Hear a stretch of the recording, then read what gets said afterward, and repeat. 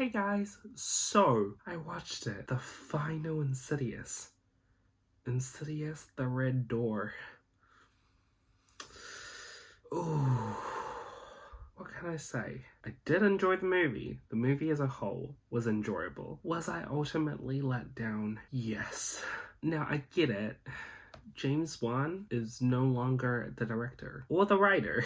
But if you even look at chapter 3 and The Last Key, without James Wan as the director or the writer, they were at least able to preserve most of the look, the feel, the atmosphere of the first two. I mean, obviously, it's not as good as the first two, but at least with chapter 3 and 4, there was a very clear attempt. There were definitely moments where you're like, okay, this looks like it could have been James Wan. With this final one, I really don't think there was much atmosphere. The little so-called atmosphere that we had was worse than the third one and the fourth one for me.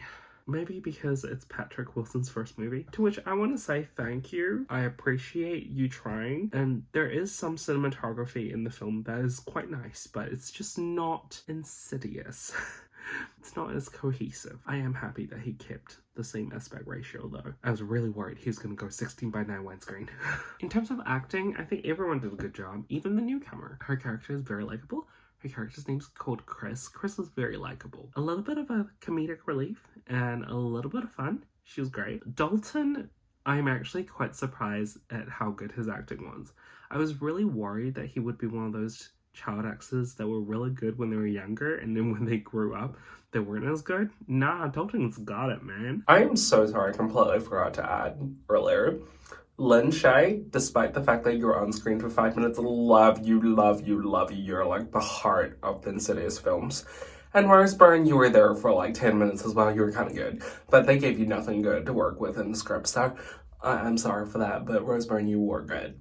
I feel like this film tried to do so much with the whole Josh's father thing and then the whole Josh and Dalton thing, but they never really had the time to explore it further. There were definitely like bullet points of like exploring those themes. They definitely touch on it, but it's definitely not explored as deep. And I think there were a lot of missed opportunities. I would have rather they cut that whole plot out of Josh's father and spent more time going through the PTSD that Dalton went through after the events of chapter 2 and how that affected the family. Like, you can see that mom and dad are divorced and the kids are sad and the kids lost their grandma. Like, you can see all the foundations there for a good time to explore more trauma and more character development, but they just don't do that. And with the scares, I feel like a lot of the good scares were given away in the trailers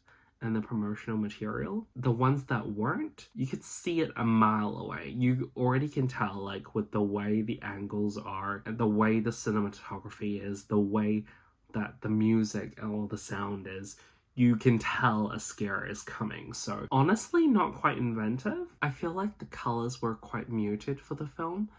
Even in the previous Insidious films, even when the colors are muted, there's one color that's always very prominent: red. And I have to say, for a film that's supposed to be the final entry and is called Insidious the Red Door, the color red was not as prominent as it should have been in the film. There should have been a lot more red. And I feel like the production design for The Further was honestly quite shockingly bad. It's probably the worst I've seen in the entire series, because they try so hard, I think, to limit their budget that you can barely see much of The Further.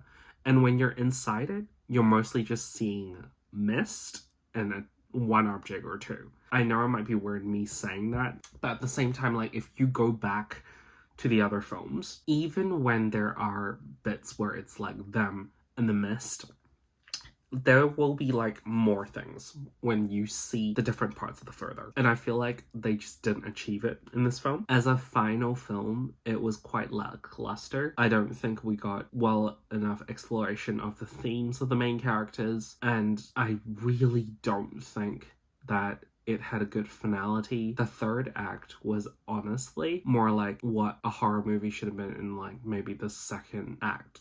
but like leading up to the third act. The resolution was very anticlimactic. It went out with a whimper for me, the film. Were there redeeming qualities? Yes. Was I enjoying the film? Yes. Will I watch it again in cinemas? Probably not. Am I gonna have nightmares about it? Probably not. In fact, when they have callbacks to like the previous films and scary parts of the previous films and they try to do something new with it, it's not done as well and I'm not as scared. And you might think, oh, it's because you've seen it too many times. No. There are plenty of films that even if you've seen like the villain or the ghost or the demon countless times, you can still get scared. Case in point, I still kind of got scared with like the alien in some of the later Alien movies, you know? So overall, an enjoyable film, but disappointing. That is how I feel about Insidious the Red Door. Anyway, that's my review, guys. I hope you guys enjoyed it, and until next time, bye guys! Thank you so much for watching. So you can check out some more videos right now, right there. Do you see them? Also, if you haven't subscribed already, make sure you click the subscribe button and turn on the notification bell so you won't miss a single video. Bye!